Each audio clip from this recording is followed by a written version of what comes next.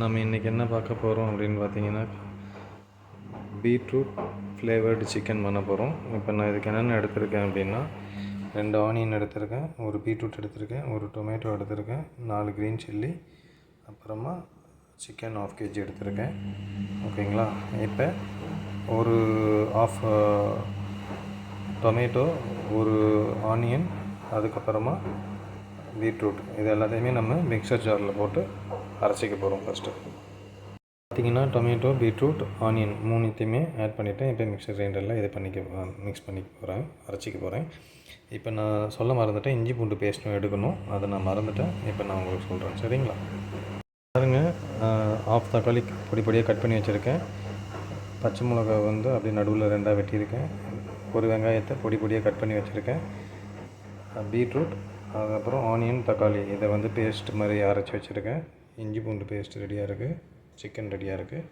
இப்போ நம்ம ஆயிலை வந்து பேனில் வச்சுட்டு நம்ம வந்து இலை, பட்டை, ஏலக்காய், கிராம்பு இதை மட்டும் இப்போ ஆட் பண்ண போகிறோம், சரிங்களா?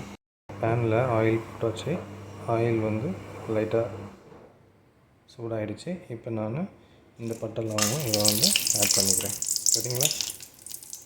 பட்டை லவங்கம், ஏலக்காய் இதெல்லாம் லைட்டாக வதங்கிடுச்சு. இப்போ நான் ஆனியனை ஆட் பண்ணிக்கிறேன். ஆனியன் லைட்டாக வதங்கிடுச்சு. இப்போ உப்பு போட்டு பச்சை மிளகா போட்டு இன்னும் நல்லா வதக்கி வைக்கிறேன். ஆனியன் முக்கால்வாசி வதங்கிடுச்சு. இப்போ நான் தக்காளியை ஆட் பண்ணிக்கிறேன். தக்காளி நல்லா வதங்கிடுச்சு. இப்போ நான் இஞ்சி பூண்டு பேஸ்ட்டை ஆட் பண்ணிக்கிறேன்.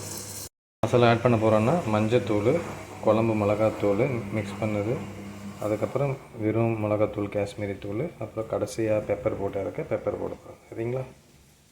மிளகாத்தூள் எல்லாமே ஆட் பண்ணிவிட்டேன். இப்போ இதை நல்லா மிக்ஸ் பண்ணி விட்டுக்க போகிறேன், சரிங்களா?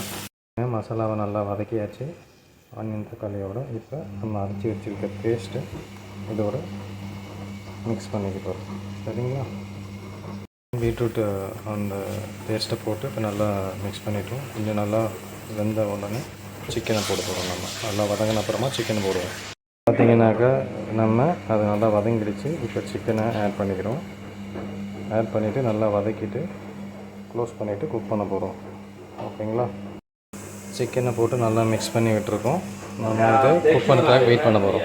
மிக்ஸ் பண்ணி விட்டுட்டோம். நல்லா குக் ஆகிற வரைக்கும் மேலே க்ளோஸ் பண்ணிவிட்டு ஒரு 10 நிமிஷம் விட போகிறோம். சிக்கன் 50% குக் ஆகிடுச்சு. இப்போ லைட்டாக நம்ம பெப்பரை தூவிட்டு மேலே போட்டு க்ளோஸ் பண்ண போகிறோம். பெப்பர் போட்டாச்சு. இப்போ மேலே க்ளோஸ் பண்ணிவிட்டு சிம்மில் வச்சு குக் பண்ண போகிறோம் ஒரு 15 மினிட்ஸ். நல்லா குக் ஆகிடுச்சு. இப்போ நம்ம ஆஃப் பண்ணிவிட்டு ஸ்டவ் ஆஃப் பண்ணிவிட்டு மிக்ஸ் பண்ணி விட்டுட்டு ஸ்டவ் ஆஃப் பண்ணி விட்டுடலாம், ஓகேங்களா? ஓகே ஃப்ரெண்ட்ஸ், நீங்களும் இதேமாதிரி குக் பண்ணி பார்த்துட்டு எப்படி இருந்தது அப்படின்ட்டு கமெண்ட் பாக்ஸில் கமெண்ட் பண்ணுங்கள், ஷேர் பண்ணுங்கள், லைக் பண்ணுங்கள். தேங்க்யூ ஃபார் வாட்சிங்.